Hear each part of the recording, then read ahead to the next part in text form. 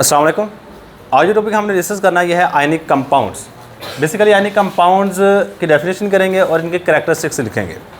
यही मेन चीज़ है हमारे पास यहाँ पे। और यहाँ पे पास पेपर अगर देखे जाएँ तो यहाँ से अमूमन शॉर्ट क्वेश्चन के तौर पर काफ़ी सारी चीज़ें आ चुकी हैं। मसलन write down some characteristics of ionic compound. देखो, एक वर्ड है आयनिक बॉन्ड, एक वर्ड है आयनिक कंपाउंड, दोनों में फ़र्क है। एक वर्ड क्या हमारे पास आयनिक बॉन्ड और एक वर्ड आ गया जी आयनिक कंपाउंड। इन दोनों में ना फ़र्क है। आयनिक बॉन्ड जिन चीज़ों में होगा उन चीज़ों को क्या नाम देंगे? Ionic compound. मतलब those compound which have, those compound, ऐसे कंपाउंड जो क्या रखें, विच हैव, जो रखें, which have ionic bond. Ionic bond, ionic bond कौन सा होता है? बॉन्ड अगर ब्रैकेट डाल के आप लिख दो जी, bond formed by complete transfer of electron, complete transfer of electron.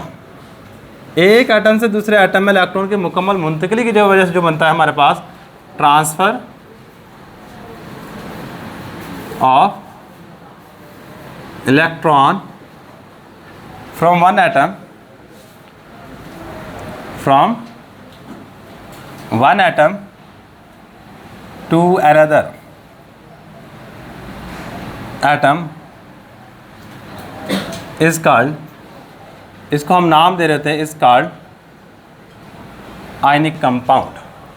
मतलब अगर आप ये ब्रैकेट वाली चीज़ नहीं भी लिखते तो भी बात सही है, अगर आप ब्रैकेट वाली चीज़ लिख देते हो तो भी बात सही है। बेसिकली हमने ये ब्रैकेट वाली चीज़ लिख के क्या किया जी, आयनिक बॉन्ड को एक्सप्लेन किया कि आयनिक बॉन्ड क्या होता है हमारे पास।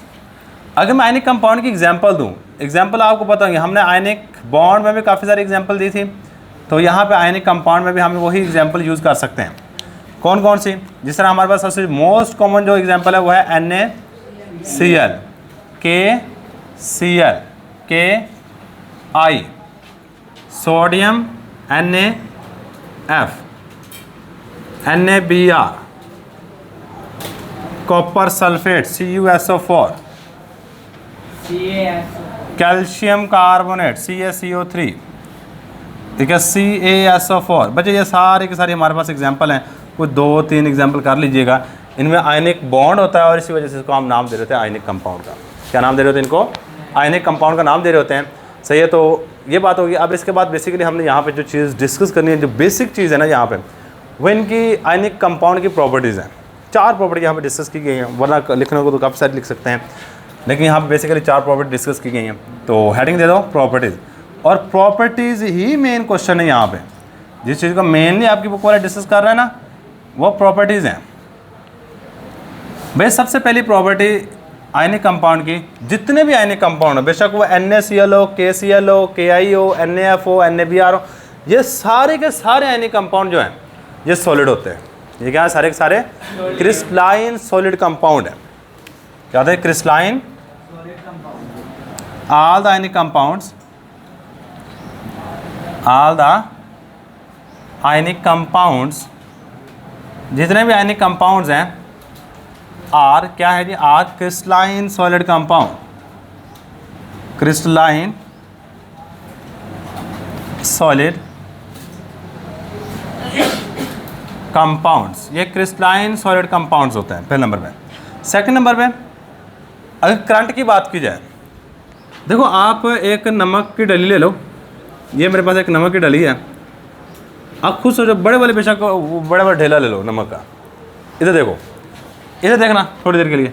एक तार आप नमक की इस साइड पे वैसे कनेक्ट कर दो, कोई टेप वगैरह लेकर उसके साथ कनेक्ट कर दो, और यहाँ पे करंट दो। आप इस साइड पे उंगली लगाओ, क्या यहाँ से करंट गुजर जाएगा? नहीं, यहाँ से कभी भी करंट नहीं गुजरेगा।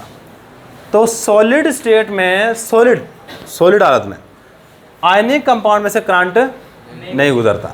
हाँ, अगर आप इसको उठा के पानी में हल करके फिर करंट गुजारो तो फिर करंट गुजरेगा।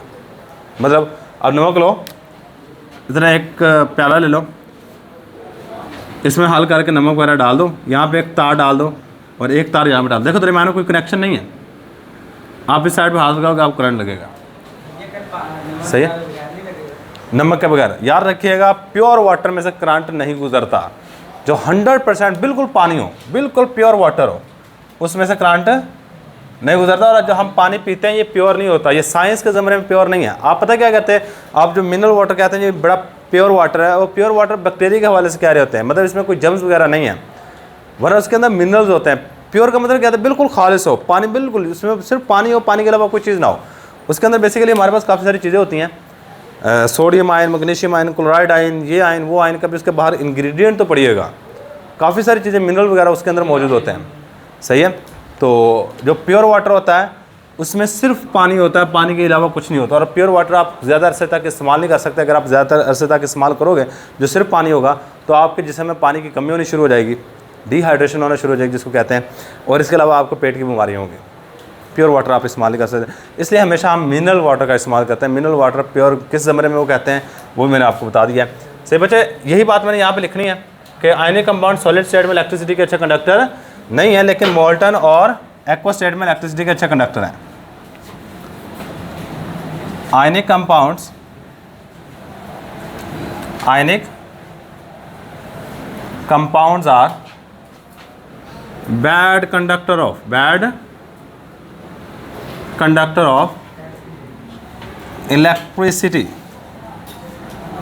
ये इलेक्ट्रिसिटी के क्या हैं जी हमारे पास, बैड कंडक्टर हैं इन देयर सॉलिड फॉर्म, ये इन द सॉलिड स्टेट, ठोस हालत में,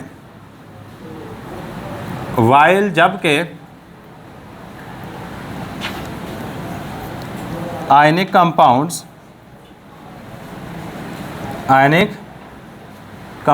आर गुड कंडक्टर, ये अच्छे कंडक्टर होते हैं, good conductor of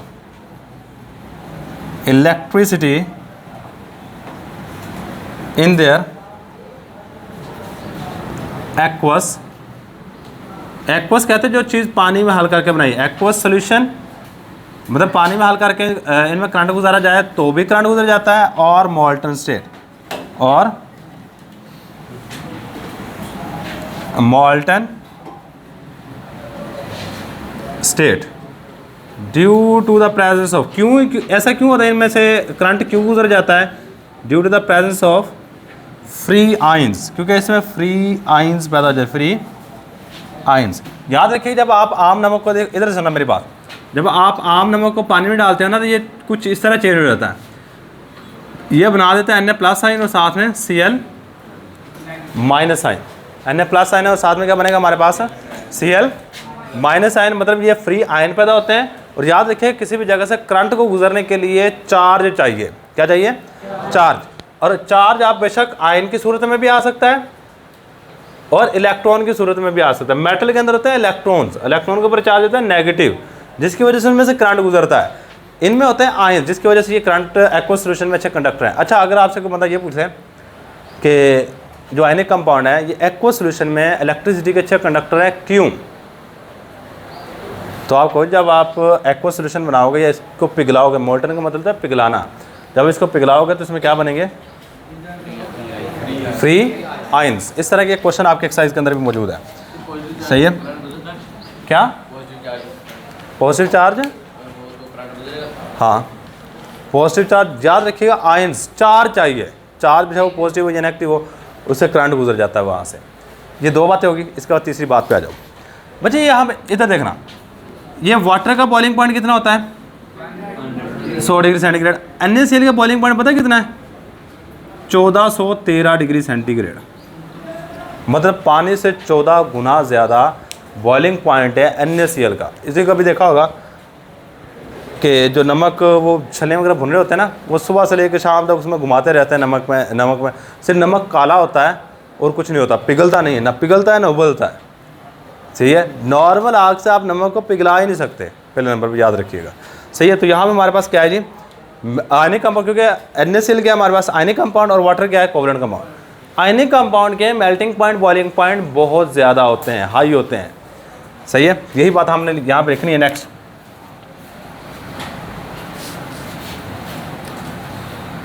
ionic compounds have high melting point, ये पूरा वर्ड लिख लो, melting, MELTING, melting point and boiling point.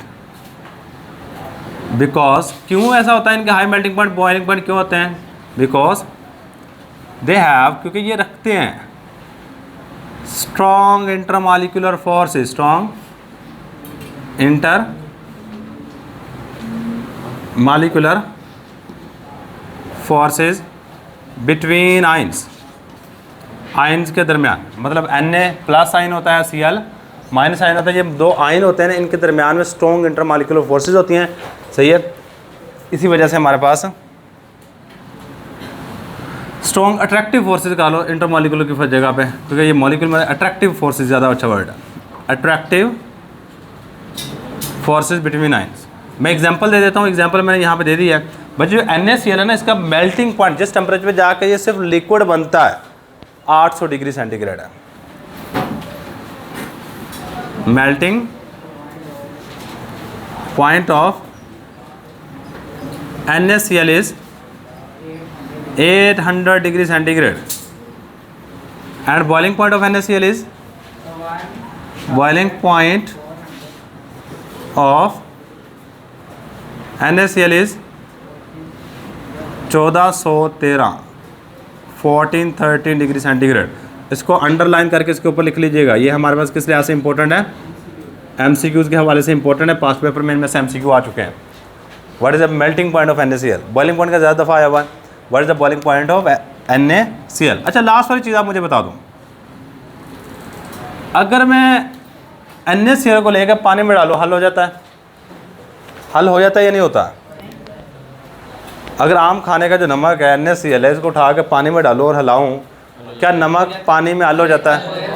हो जाता है। सही है, तो हम यही बात यहाँ पे लिखेंगे, ionic compounds are soluble in water. Ionic compound पानी में हल हो जाता है। Ionic compounds are soluble in water. बस इतनी की बात लिख लो, बहुत है। तो ये था जी हमारे पास आयनिक कंपाउंड। आयनिक कंपाउंड के बारे में चंद बातें जो आपने याद रखनी है वो यही वाली हैं।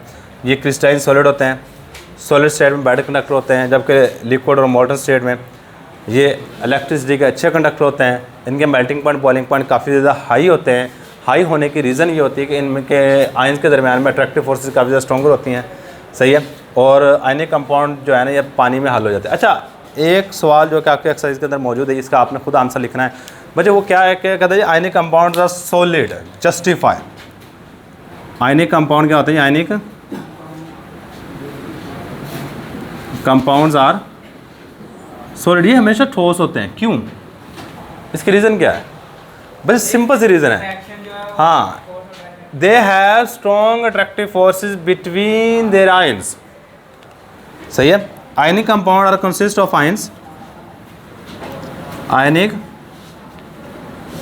जिसका answer ionic compounds are consist of ions and strong attractive forces are present. Strong attractive forces मौजूद होती हैं, are present in their ions, that's why, इसी वजह से, that's why, इसी वजह से आयनिक कंपाउंड्स आर सॉलिड। जितने भी आयनिक कंपाउंड ये सारे के सारे क्या हमारे पास सॉलिड है। तो ये था जी हमारे पास आज का लेक्चर। अल्लाह हाफिज़।